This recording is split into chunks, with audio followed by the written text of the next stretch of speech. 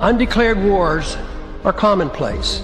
Tragically, our government engages in preemptive war, otherwise known as aggression, with no complaints from the American people. Sadly, we have become accustomed to living with the illegitimate use of force by government. To develop a truly free society, the issue of initiating force must be understood and rejected. What if sometimes, to love your country, you had to alter or abolish the government? What if Jefferson was right? What if that government is best which governs least? What if it is dangerous to be right when the government is wrong? What if it is better to perish fighting for freedom than to live as a slave? What if freedom's greatest hour of danger is now?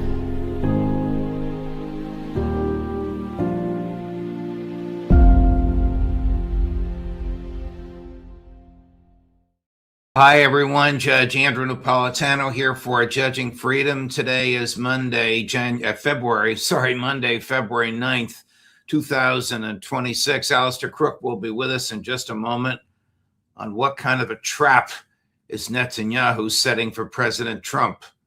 But first this. Don't you just cringe when people say, "I told you so"? Sorry, I told you gold and silver would reap the benefits due to excessive money printing, inflation, and global uncertainty. It's here. It's happened. Gold and silver have reached all-time highs. Did you call Lear Capital and buy some? It's not too late. Experts are predicting higher prices ahead. Why? Nothing has changed. Geopolitical chaos, cost of living crises, and a weaker dollar are driving central banks to boost their gold reserves. Forecasts suggest gold could hit $6,000 an ounce and silver $200 an ounce. Even Morgan Stanley ditched the 60-40 rule for 60-20-20, putting 20% into precious metals. They're getting educated, and you should too. Call the best in the business and the people I trust. Lear Capital. Get their reports, get the facts, get some gold and silver. Tell them the judge sent you and get up to $20,000 in bonus gold or silver. Call 800-511-4620 or go to LearJudgeNap.com.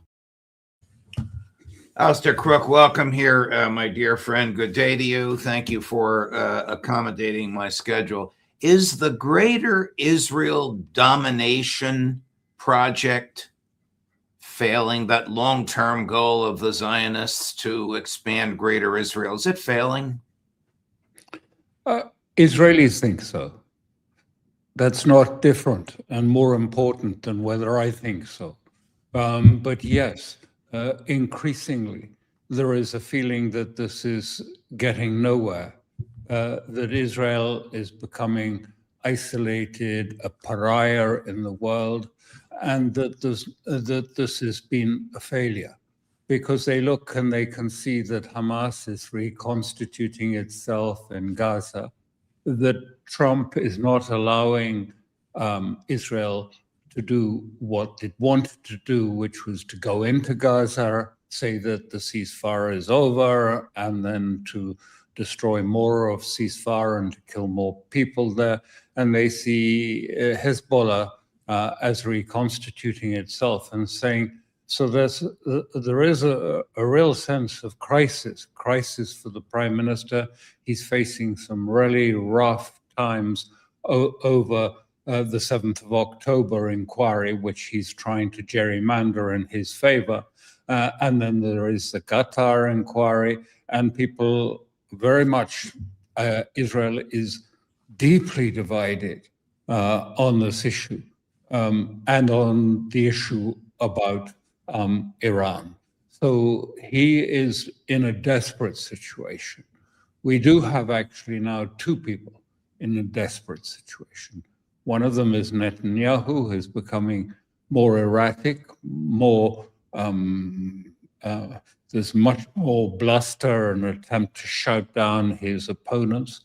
And you have Trump, who is also desperate, albeit for slightly different reasons.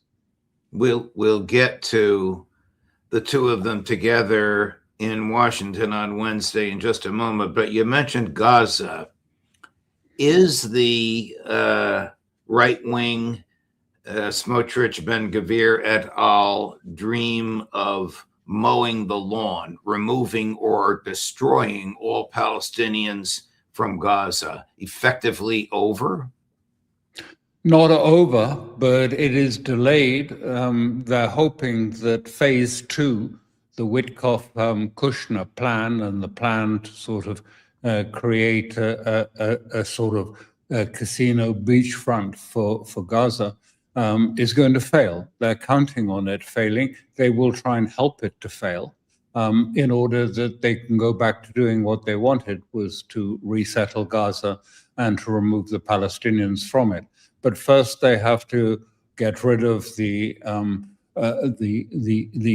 phase 2 that is being implemented by the United States, and to bring it back to the first agenda they have, which is disarmament of Hamas first, and only later can there be any type of reconstruction in Gaza. Let's segue into the U.S. and Iran negotiations for a bit before we get to what you expect to happen in D.C. On Wednesday when Netanyahu arrives. Hasn't Iran effectively rejected the demands articulated by President Trump and Secretary of State Rubio, not publicly by Mr. Witkoff, but publicly by the two of them? Hasn't Iran effectively rejected them? What sovereign country in its right mind, within proximity of an adversary that wants to destroy it, would voluntarily rid itself of its missiles?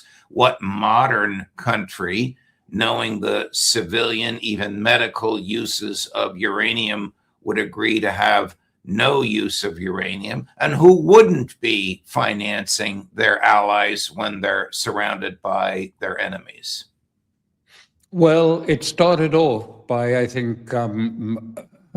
Witkoff getting in touch with the foreign minister of Iran, are actually proposing, we need to resume the talks that they had before on the nuclear issue in Oman.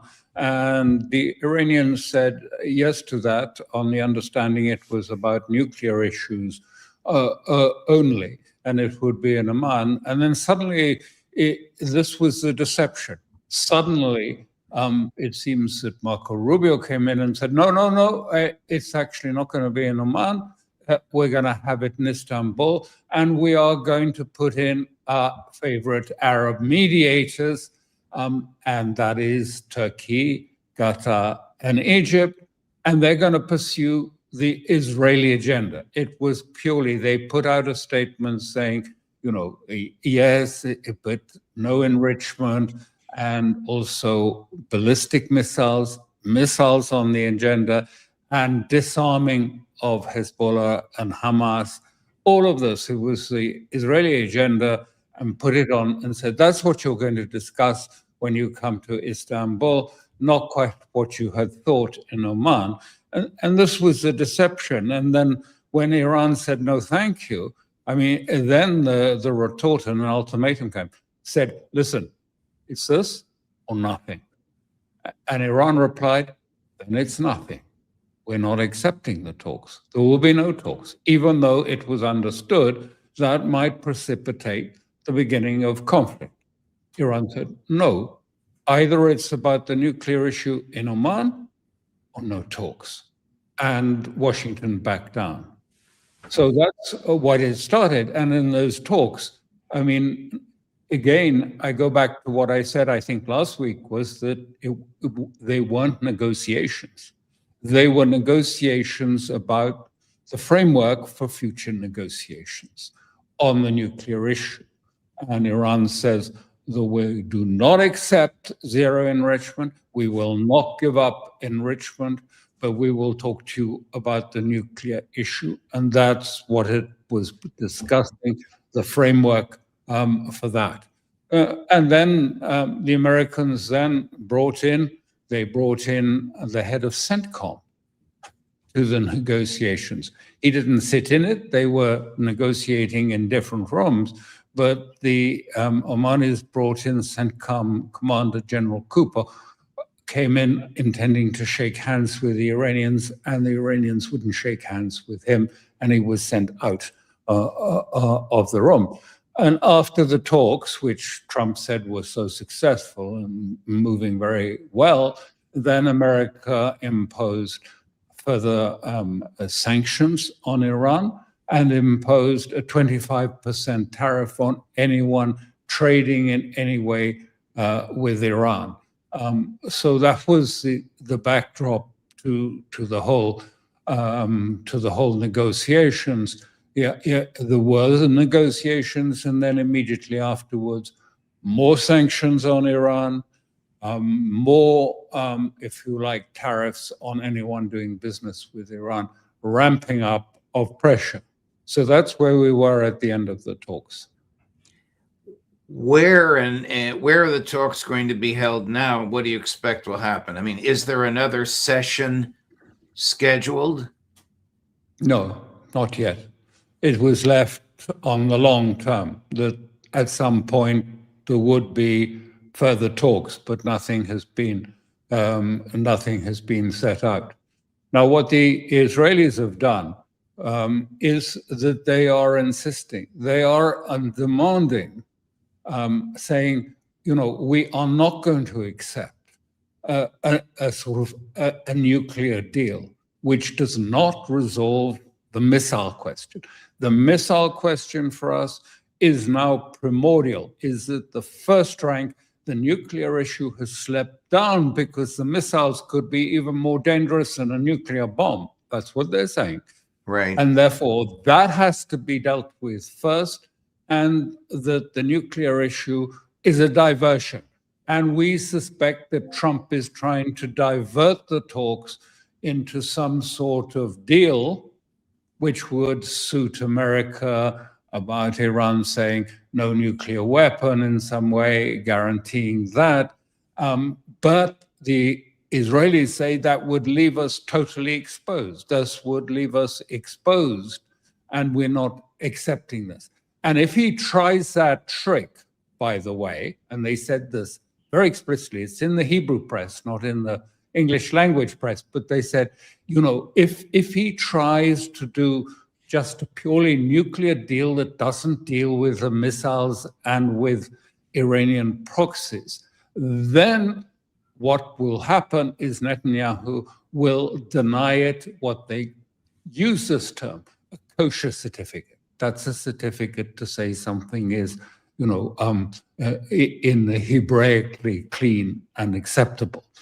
We will deny it. And what is more, it won't work because it will remove the chance of Trump to go and say, I've got a deal, because it won't work if Israel is against it and if Israel rejects it, because Israel stands as a sort of template, as a litmus for the American right, the American Jewish pro-Israeli right as to what is necessary for Israel.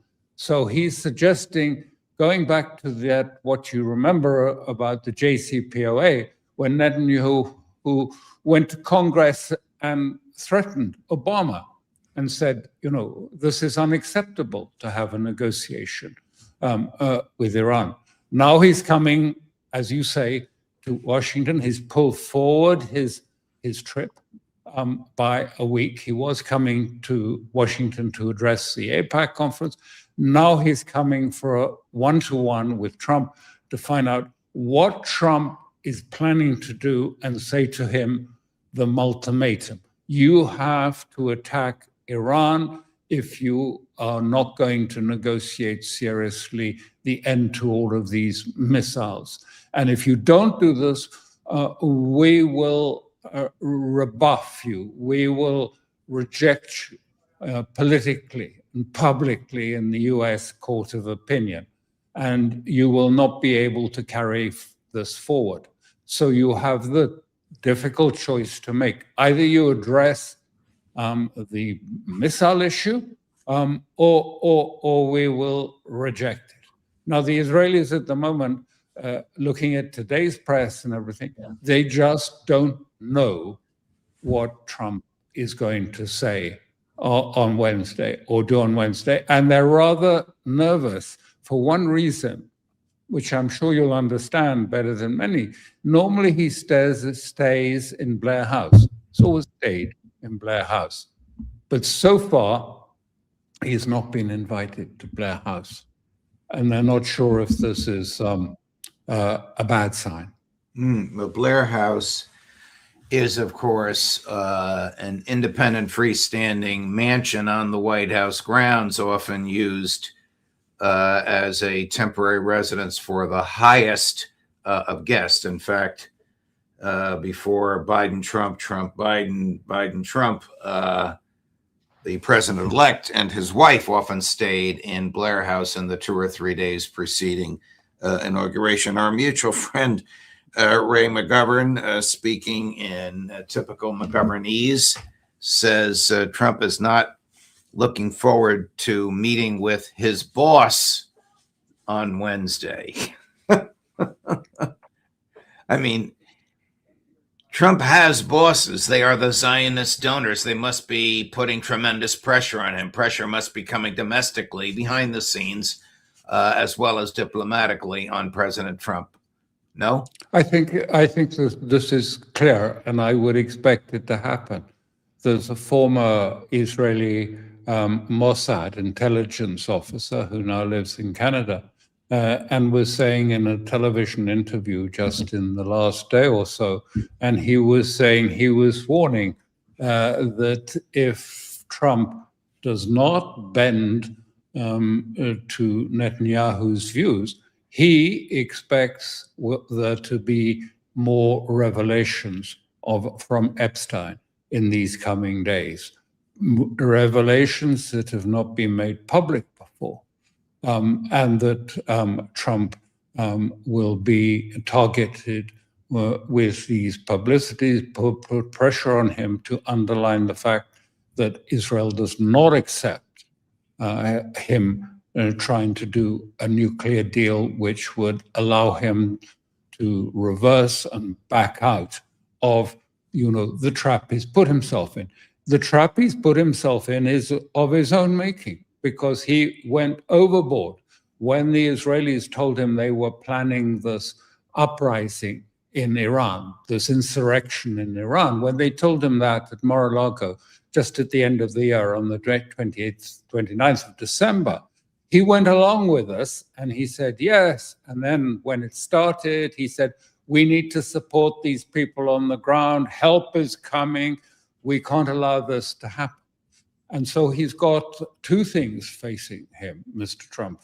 One is this extraordinary propaganda element coming out of Israel about the protests, and that the protests are about to restart again.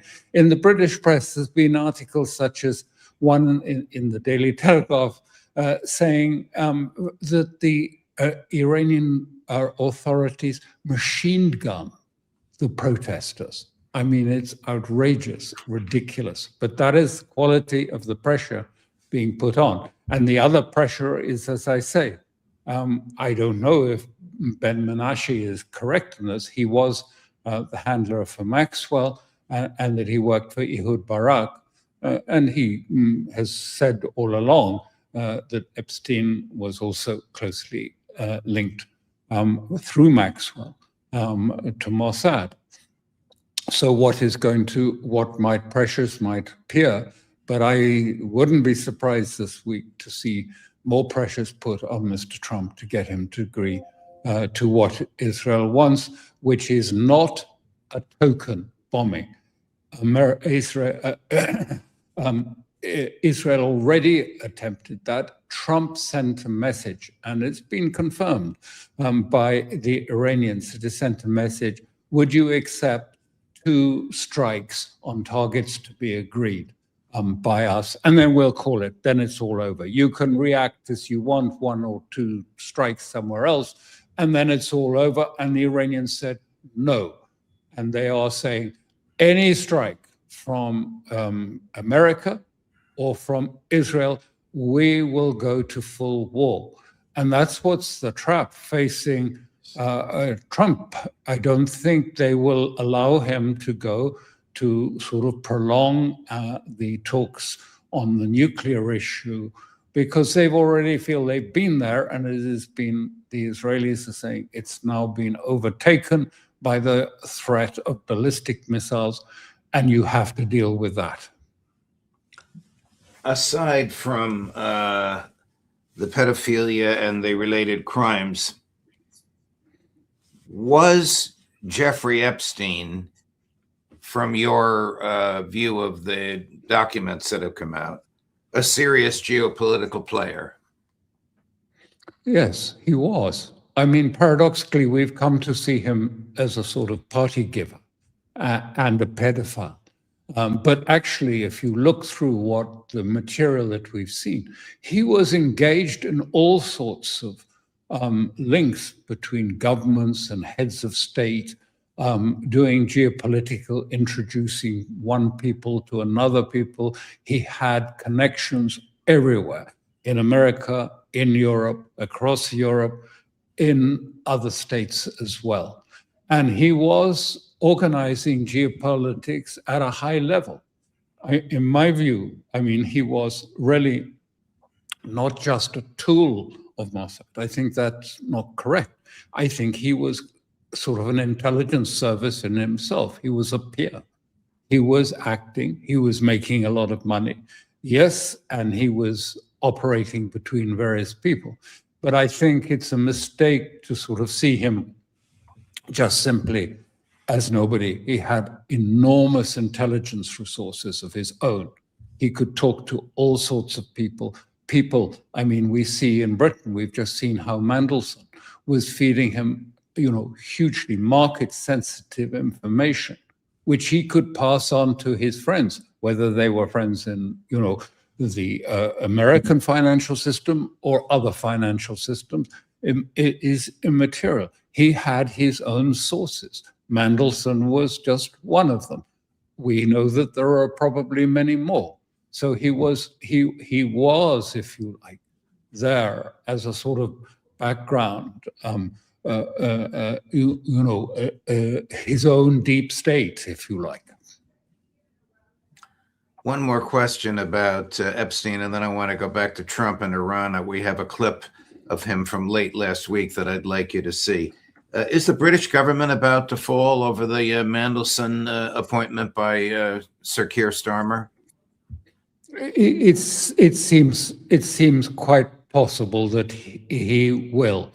The only reason why not is that, for a government that has just won election 18 months earlier, it's very hard for them to resign.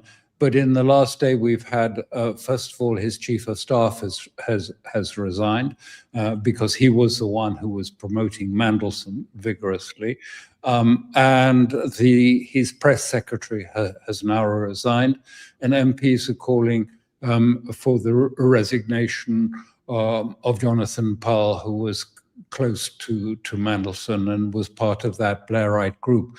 This is really the fall of the whole Blairite political structure. The connections. Mandelson was at the very heart of the Blair operation, the Blair project from the beginning, and so was Starmer's chief of staff. About that it was not about politics anymore, it was about marketing. Marketing, you find the middle ground and you market it. And that was how you do politics. That whole structure has just crashed. Watch this clip from last week in which an NBC News anchor asks President Trump, if you obliterated the nukes in June, as you claimed you did, why are you threatening to bomb them now? Watch this. Should the supreme leader in Iran be worried right now? I would say he should be very worried, yeah. He should be. As you know, they're negotiating with us. I know they are, but the protesters have said, where are the Americans? You promised them we would have their back. Do we still have their back? Well, we've had their back, and look, that country's a mess right now because of us. We went in, we wiped out their nuclear. If we didn't take out that nuclear, we wouldn't have peace in the Middle East because the Arab countries could have never done that. They were very, very afraid of Iran. Yeah. They're not afraid of Iran anymore. Those beautiful B-2 bombers went in and they hit their target, every single bomb, and obliterated it. And within 1 month, they were going to have a nuclear weapon. That was a big threat. They're not going to have it anymore. But if we obliterate it, what's the deal about? I mean, if there's no more, are they trying to restart the nuclear program? Well, I heard that they are, and if they do, and I let them know, if they do, we're going to send them right back and do their job again. So your understanding is they tried to restart it, and that's why you're threatening force? They tried to go back to the site. They weren't even able to get near it. There was total obliteration. But they were thinking about starting a new site in a different part of the country. We found out about it. I said, you do that, we're going to do very bad things to you. Think Trump said even remotely accurate? Sorry. It's just pure theater. It's just theater. You know, I mean, at the bottom of this was he was persuaded that the insurrection that was being orchestrated by the CIA and Mossad in Iran was going to work. And it didn't work. And it hasn't, there's nothing left there for, there's no insurrection about to arrive. There are not going to be, you know, for Lindsey Graham to arrive in Tehran and to meet the opposition, to praise him and shower him with roses and petals. It's not going to happen. I think that's understood. So he faces the thing that he didn't want most, the thing that he hated, which was the threat of a prolonged military operation that could lead to casualties, American casualties in large numbers, and casualties in Israel, of course, too. I mean, this is not what I think he wanted. He wanted a quick, bang, you know, in, bang, out operation, theater, just like the attacks on the nuclear installations. Pure theater, orchestrated, agreed with the Iranians. The Iranians admit that they, you know, this was orchestrated. It was planned, a little bit of a theater, and then let's move on, and then say ceasefire and go on. So that's what he would like, but he can't find the theater, and so it doesn't work. Here's his former Secretary of State and former director of the CIA acknowledging that the CIA was there and remains there in Tehran. President Trump said help is on the way. Iranians went to the street, but help didn't come. Do you think till now the Trump administration lost an opportunity for a regime change during this uprising? No, I don't think so. By the way, help did come. Lots of help came. You may not see it all. Okay. We may not know about it all, but I'm very confident that the United States is actively trying to do all that it can to support the Iranian people. Is actively trying to do all that it can to support the Iranian people. Translation, engaged in regime change on the ground? Exactly. And Treasury Secretary Bessent said that. Yes. He said, you know, what we did was we collapsed the value of the rial, which started off the protests to begin with. These were protests because their business model was collapsing, not a protest against the state as such. And he said, you know, we did very well. We flooded the market. We made it impossible. We crashed the rial completely. And that was the trigger for the beginning of the next stage, which was then the insertion of the trained military professional insurgents to go on and create real mayhem in violent massacres and violent protests in Iran. And that would then bring down, it would be like a sort of building on fire with everyone trying to run out of whatever openings they could. And it didn't work and it failed. And so, you know, now Trump is facing the dilemma. Are you going to go to war? Really? And is that going to be good for your approval ratings? Is that going to get you past the midterm elections? Is that going to help the American economy be when the Hormuz Straits are closed? Is it going to go like that? What are you going to do about it?